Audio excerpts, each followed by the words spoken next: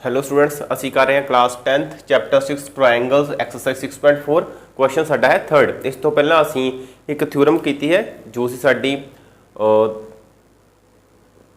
समरूप त्रिभुजां दा खेत्रफल। तो उस तो बाद असी 6.4 एक्सरसाइज के दो क्वेश्चन किए हैं फस्ट एंड सैकेंड। उन्होंने इस तो पहला वेखना जिहड़ा कि बहुत जरूरी है।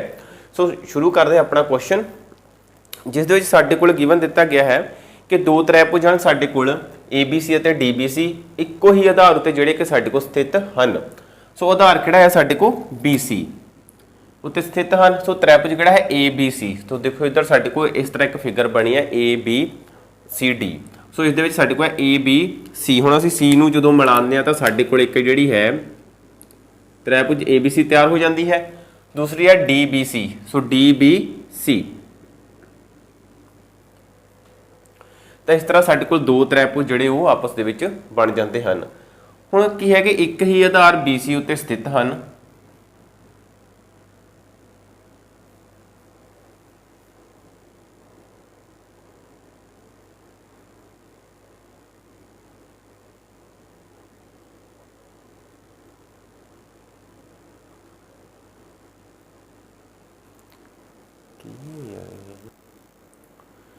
तो जिस दे विच अगे साडे कोल दिता है AD और BC बिंदु O ते कटदे हैं। हुण देखो साडे कोल BC तां बनी है तो BC नूं असीं दोवां नूं आपस विच मिलाता।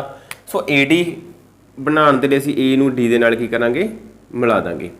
सो बन गया असीं दोवें साडे कोल जिहड़े डायगोनल बने हैं जिन्हां नूं असीं विकर्ण बोलदे हां साडे कोल किहड़े बिंदु ते कटदे हैं O पॉइंट ते। सो A पॉइंट है साडा पॉइंट O। सो इस तरह साडे कोल एक जिहड़ी कंप्लीट फिगर है वो बन के तैयार हो जाती है।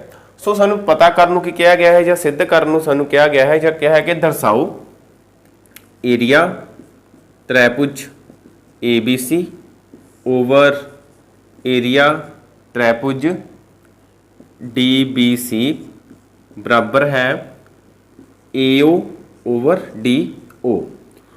हुण क्वेश्चन नूं शुरू करन तो पहला क्वेश्चन दा गिवन अते जो सिद्ध करना है उस दे विच खास ध्यान देना है। सो देखो साडे कोल त्रिभुज है ABC हुण ABC त्रिभुज की गल करिए तो साडे कोल की बनती है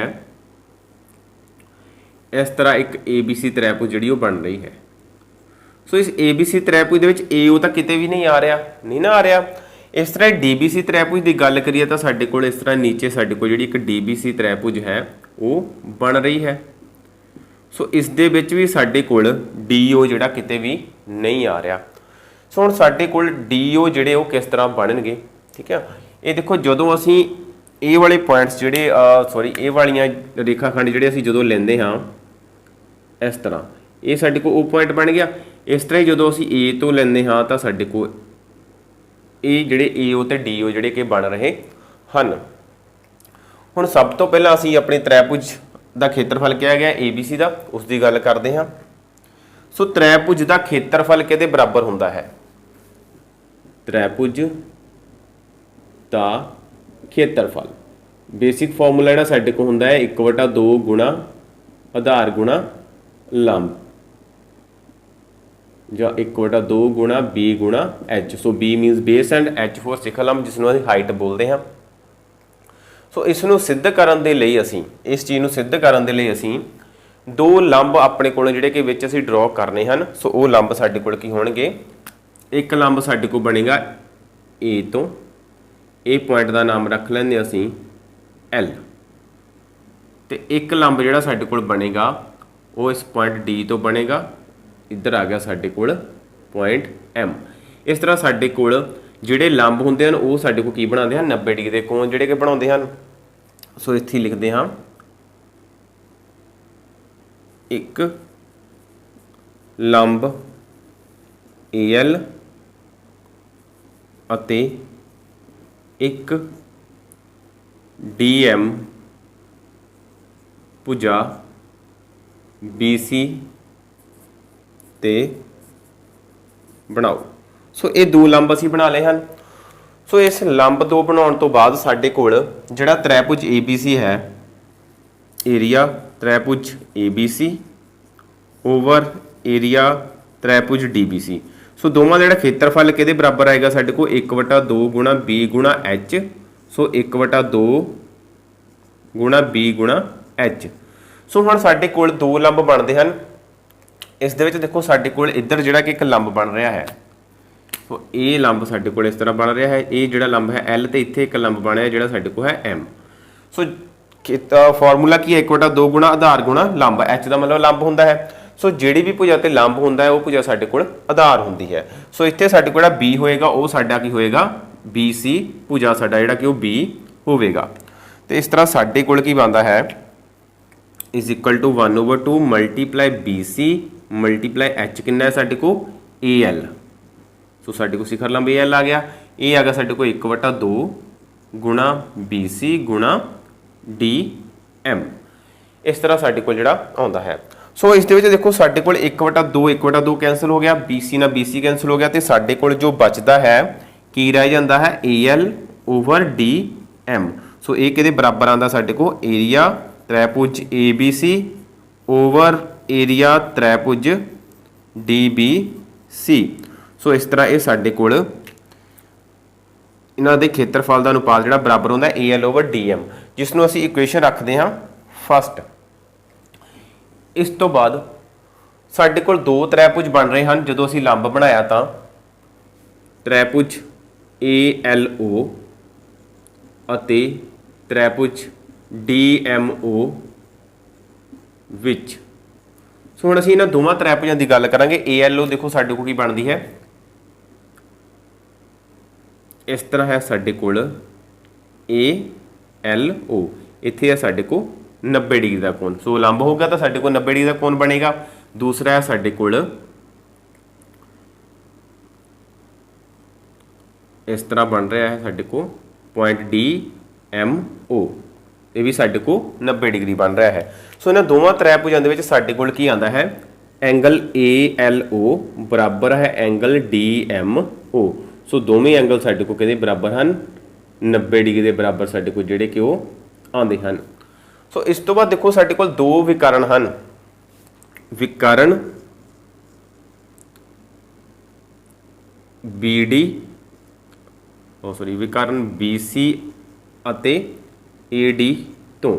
सो दोवें विकर्ण देखो साडे कोल इस तरह ए है डी है, इधर है बी तो इधर है सी। इस तरह कटते हैं किहड़े पॉइंट ते ओ ते। सो जो कटते हैं तो साडे कोल उसदे जिहड़े कि चार कोण बनते हैं। दो साडे को इस तरह ओपोजिट एंगल बनते हैं, दो साडे को ओपोजिट इस तरह बनते हैं। सो यही जिहड़े एंगल ने साडे को इधर बन रहे हैं। सो ये जिहड़े कोण होणगे साडे कोई की होणगे आपस में बराबर, क्योंकि ये साडे कोल वर्टिकली ओपोजिट एंगल हैं, शिखर सन्मुख कोण हैं। इसलिए साडे कोल आंदा है एंगल ए ओ बी बराबर हो जाएगा एंगल सी ओ डी, तो साडे कोल की आ गया वर्टिकली ओपोजिट एंगल्स शिखर सन्मुख कोण।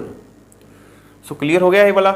इस तो बाद है साडे कोल देखो दो कोण साडे को त्रिभुज दे विच बराबर आ गए, तो त्रिभुज का तीसरा कोण जिहड़ा होएगा वो भी साडे कोल की होएगा बराबर होएगा।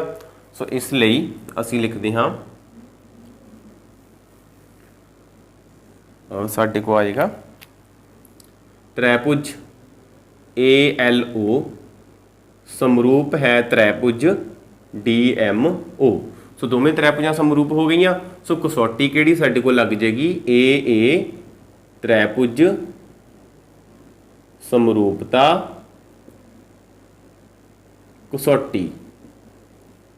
सो जदों दो त्रिभुज साडे को समरूप हो जाते हैं तो उस दियां संगत भुजावां दा अनुपात जिहड़ा है साडे कोल बराबर हुंदा है।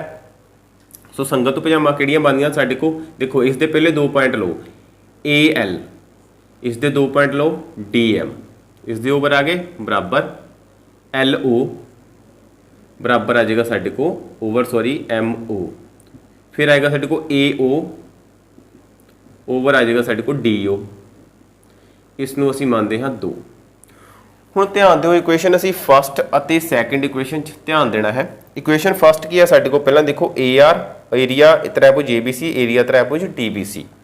तो साडे कोल है एरिया त्रिभुज ए बी सी ओवर है साडे को एरिया त्रिभुज डी बी सी। सो ये साडे को बराबर किहदे है A L over D M. AL over DM। ਹੁਣ AL ਓਵਰ DM ਕਿਹਦੇ ਬਰਾਬਰ ਆ ਰਿਹਾ ਸਾਡੇ ਕੋਲ? ਦੇਖੋ AL ਕਿਹਦੇ ਬਰਾਬਰ ਹੈ? LO ਅਤੇ AO ਦੇ ਬਰਾਬਰ। ਸੋ ਇੱਥੇ ਸਾਨੂੰ ਲੋੜ ਹੈ AO ਦੀ, ਅਸੀਂ AO ਲਿਖਦੇ ਹਾਂ। DM ਕਿਹਦੇ ਬਰਾਬਰ ਹੈ? DO ਦੇ। ਸੋ ਧਿਆਨ ਨਾਲ ਦੇਖੋ, ਅਸੀਂ ਸਿੱਧ ਕੀ ਕਰਨਾ ਸੀ ਕਿ ਏਰੀਆ ਤ੍ਰੈਭੁਜ ABC ਓਵਰ ਤ੍ਰੈਭੁਜ DBC ਬਰਾਬਰ ਹੈ AO ਓਵਰ DO। ਸੋ ਇਸ ਲਈ ਏਰੀਆ ਤ੍ਰੈਭੁਜ ABC ਓਵਰ ਏਰੀਆ ਤ੍ਰੈਭੁਜ DBC ਬਰਾਬਰ ਆਉਂਦਾ ਸਾਡੇ ਕੋਲ AO ਓਵਰ DO। ਸੋ ਇਹ ਸੀ ਜੋ ਅਸੀਂ ਸਿੱਧ ਕਰਨਾ ਸੀ, ਮਤਲਬ ਕਿ ਅਸੀਂ ਕੀ ਲਿਖਾਂਗੇ? ਸਿੱਧ ਕੀਤਾ। ਇਹ ਸੀ ਸਾਡਾ ਕੁਐਸਚਨ ਨੰਬਰ 3। ਸੋ ਉਮੀਦ ਕਰਦਾ ਇਹ ਕੁਐਸਚਨ ਤੁਹਾਨੂੰ ਜਿਹੜਾ ਕਲੀਅਰ ਹੋ ਗਿਆ ਹੋਵੇਗਾ। ਸੋ ਵੱਧ ਤੋਂ ਵੱਧ ਬੱਚਿਆਂ ਤੱਕ ਸ਼ੇਅਰ ਕਰੋ। So thank you. ਮਿਲਦੇ ਹਾਂ ਨੈਕਸਟ ਕਲਾਸ ਵਿੱਚ ਨੈਕਸਟ ਕੁਐਸਚਨ ਦੇ ਨਾਲ।